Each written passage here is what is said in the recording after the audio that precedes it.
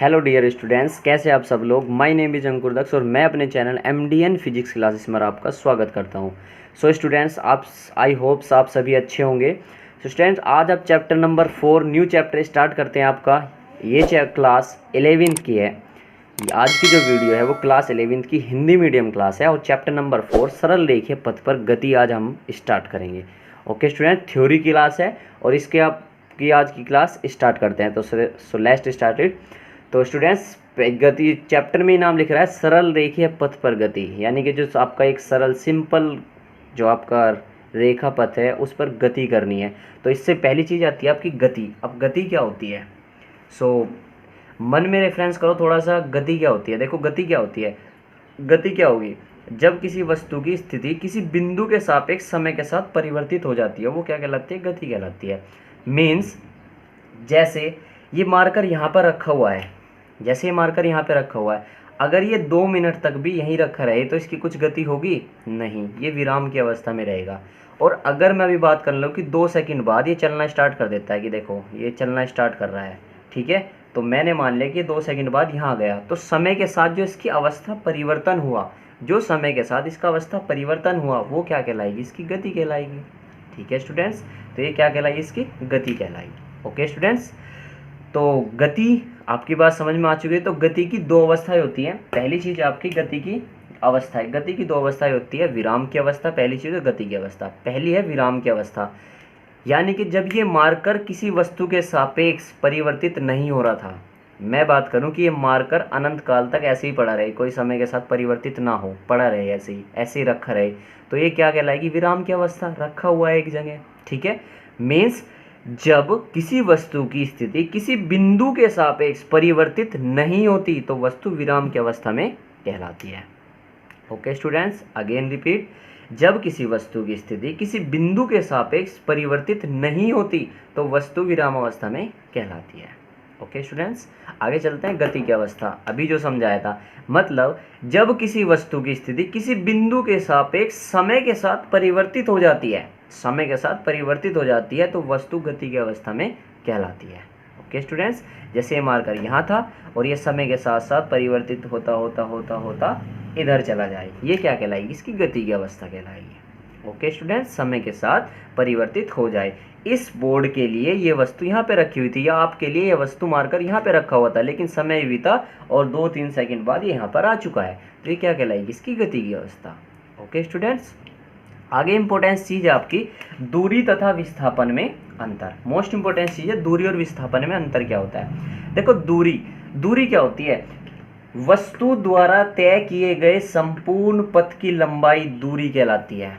Means कोई वस्तु है, उसने कोई पथ की लंबाई जो दूरी विस्थापित करी, जो भी दूरी है वो क्या लंबाई क्या है? दूरी कहलाई। जैसे ये मार्कर ही था, मैं बात कर रहा हूँ, इधर से चलकर इधर पहुँच गया, यहाँ पर पहुँच गया, तो ये जो पथ की लंबाई है, मीन्स ये वाली पथ की जो लंबाई है, ये क्या कहलाएगी? आपकी दूरी कहलाएगी। ओके, अब आगे बात करते हैं विस्थापन की। विस्थापन क्या है? किसी वस्तु की 2 स्थितियों के बीच न्यूनतम बीच की दूरी विस्थापन कहलाती है। मीन्स कोई वस्तु है, उसकी 2 स्थितियों के बीच, उसकी 2 स्थिति, इस मार्कर की पहली स्थिति यहाँ थी, अब दूसरी स्थिति यहाँ पर है, तो इनके बीच की न्यूनतम दूरी विस्थापन कहलाती है। तो देखो दूरी तो ऐसे गए थे, हम ऐसे नापते हैं दूरी तो, ठीक है, और विस्थापन क्या होगी? इस मार्कर, यानी कि ये मार्कर पहले यहाँ था फिर यहाँ था, तो इसके बीच की दूरी, ये वाली जो दूरी है, ये क्या कहलाएगी? आपकी विस्थापन कहलाएगी। ओके स्टूडेंट्स, मैं अभी एग्जाम्पल दे दूंगा, समझ में आ जाएगा। ठीक है, अब दूरी एक अदिश राशि है,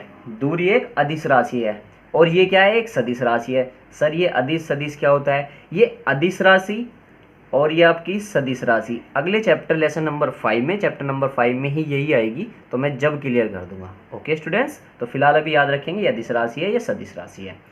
दूरी यह सदैव धनात्मक होती है, हमेशा दूरी धनात्मक रहेगी, जुड़ती चली जाएगी।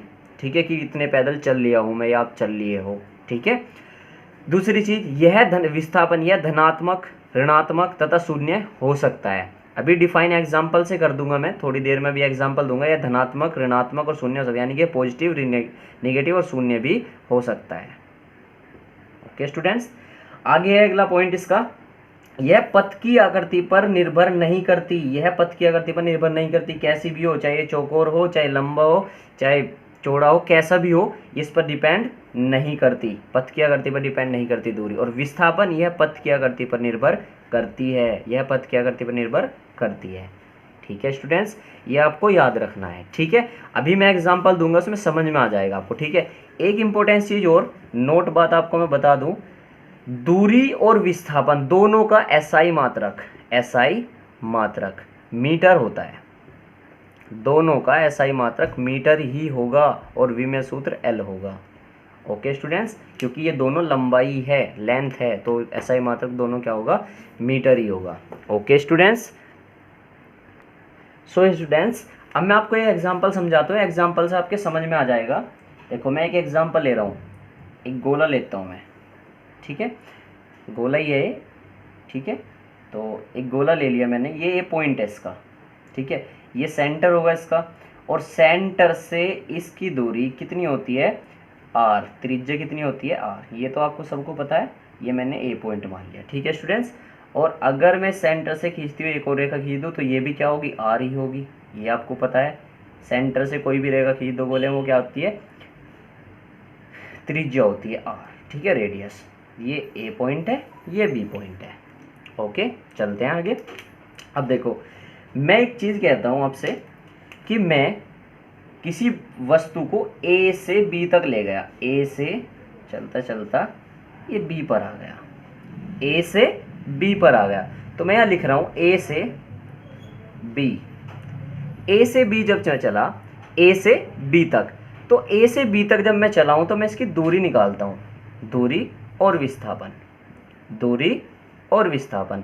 तो अगर मैं बात करूँ दूरी की, तो दूरी क्या होगी, देखो जब दूरी होती है वो दूरी चलेंगे हम ऐसे, अभी बताई थी मैंने, ये ऐसे चलेंगे ए से बी, वो ऐसे ही तो घूम के आया, जितनी लंबाई घूम के आया वो क्या कहलाई आपकी दूरी। और ये दूरी कितनी होती है, पाई आर, ये तो आपको पता होगा, व्रत में पढ़ी है आपने, पाई आर। और अगर ये भी चल देंगे तो 2 पाई आर, टोटल परिधि कितनी होती है 2 पाई आर, तो हाफ कितनी हुई, आधी कितनी हुई, पाई आर, तो ये कितनी हो गई, पाई आर। ओके, अब विस्थापन की बात करते हैं। विस्थापन की परिभाषा में क्या था, उन दो वस्तुओं के बीच की न्यूनतम दूरी, यानी कोई वस्तु है अगर ए पे है और ए से बी पर चली गई, अब वो पड़े ही इधर को घूम के गई हो, वो पड़े ही इधर से इधर को घूम के गई हो, बट उसके बीच की न्यूनतम दूरी कितनी है, ये आर है, ये आर है, तो टोटल दूरी कितनी है यहाँ से यहाँ तक 2r, आर प्लस आर, तो ये कितनी हो जाएगी 2r। आई रिपीट, दूरी आपकी ये हुई, और विस्थापन कितना हुआ, इन दो बिंदुओं के बीच की न्यूनतम दूरी, दो बिंदुओं के बीच की न्यूनतम दूरी, अभी तो समझाया था दो मार्करों के बीच की दूरी,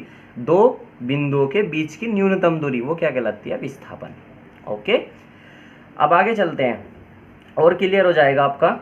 अगर मैं बात करूं ए से ए तक, ए से ए तक, मतलब मैं ये कहना चाह रहा हूं, अब के जो वस्तु थी वो ए से चली, 20 पे ना रुककर सीधी ए पर ही आ गई है, ए से चली और ए पर आ चुकी है, तो आप मुझे एक बात बताइए दूरी कितनी होगी, पाई आर ये चली और पाई आर ये, तो कितनी हो गई टोटल 2 पाई आर, राइट। और विस्थापन कितना होगा, विस्थापन कितना होगा, विस्थापन देखो ए से चला और कहाँ पर आ गया, ए पर ही आ गया, तो कुछ इसका विस्थापन हुआ, कुछ भी नहीं हुआ भाई, ये यहाँ मार कर रखा था, ठीक है, और ये घूम फिर कर फिर से यहीं आ गया, तो इसका कुछ विस्थापित हुआ है, हो यहाँ से कहीं हटा नहीं हटा, तो इसका विस्थापन कितना हुआ, 0 हुआ। अगेन अगर मैं ए से एक बात करूं, ए से चले थे और ए पर ही आ चुके हैं, तो विस्थापन कितना होगा, 0, आंसर। ठीक है, अगर अभी भी समझ में नहीं आया है तो वीडियो को दोबारा से देख ले और आपके समझ में आ जाएगा, और तब भी समझ में नहीं आता तो प्लीज़ मुझे कमेंट करके बताएं, मैं दोबारा से वीडियो बना दूंगा इसको समझाने के लिए। ओके स्टूडेंट्स, और अगर कुछ भी प्रॉब्लम आई है वीडियो में आपके समझने में, तो प्लीज़ वीडियो को दोबारा से देख लेंगे, और तब भी समझ में नहीं आती तो प्लीज़ मुझे कमेंट करके बताएं, मैं आपको और अच्छे समझाने की कोशिश करूँगा। ओके स्टूडेंट्स, और वीडियो अच्छी लगा करे तो प्लीज़ लाइक कर दिया करें, आपके एक लाइक से हमारा एक मोटिवेशन मिलता है। ओके स्टूडेंट्स, और सभी अपने दोस्तों को शेयर करें, जिससे ज़्यादा से ज़्यादा आपके जो आपके फ्रेंड हैं वो आप इस वीडियो को देख पाए और समझ सकें। ओके स्टूडेंट्स, और लाइक कर देना, शेयर कर देना, और प्लीज़ चैनल को सब्सक्राइब कर लेना जिससे आपको नोटिफिकेशन मिलती रहे।